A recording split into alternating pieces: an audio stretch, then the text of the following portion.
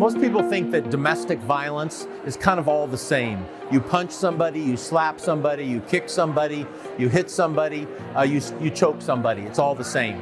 And the most significant thing that comes out of these trainings is the realization from everybody that stranglers are different.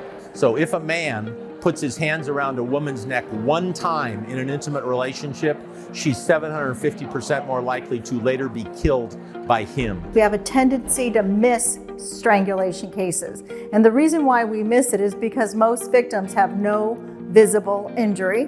Most people, professionals in this field, have not received training on how to identify the signs and the symptoms. They don't know how to document it or prosecute it, or even how to advocate for the strangled victim. Strangulation is often minimized by people in the community. It's minimized by people in my field as well.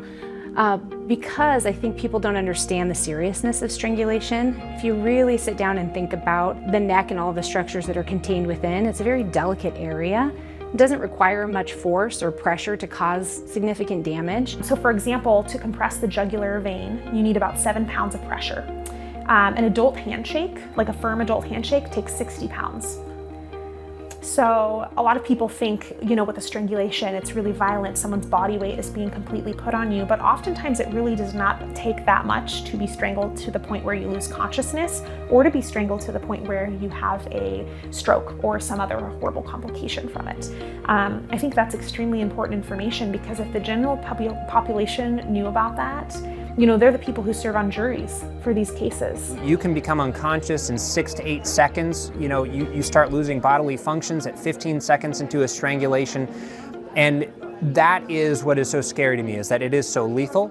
And when you pass out, there is no doubt in our minds and our advisory team that you have just suffered brain damage. So understanding what strangulation is, why it often results in no external damage to the neck, and then understanding what the possible physical repercussions can be for that victim, for law enforcement to know what they're doing, then to pass it along to the hospital, then pass it along to everybody down the line that survivor might encounter. Every piece of documentation matters.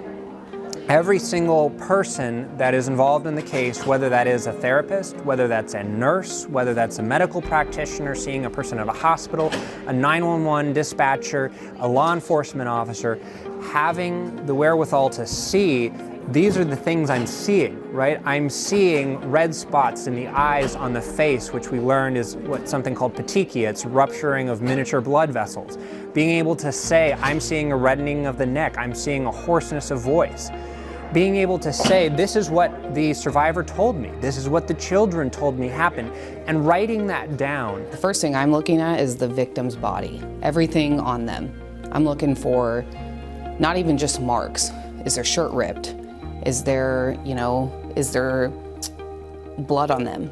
Is their hair pulled out? And then I'm kind of scanning the scene. Is it disheveled? Is there things, is the kitchen, array? What's going on? You have to build that rapport with them to get them to speak up and to explain to me what happened that night. We go through a series of questions we're required to do with domestic violence victims that say, has he or she choked you in the past? And if they answer yes to that, you kind of want to dive in and be like, well, what are we talking about here? Is this because that just shows the safety we need to bring to that victim and the dangerousness to the person, the suspect. Because like I said prior, stranglers are very dangerous people, very dangerous. So that's the word we're trying to get out, is strangulation is a predictor of homicides. And perhaps most importantly, if we investigate these cases in teams, multidisciplinary teams, we can prosecute these cases. And if you prosecute a strangler, you can prevent a homicide.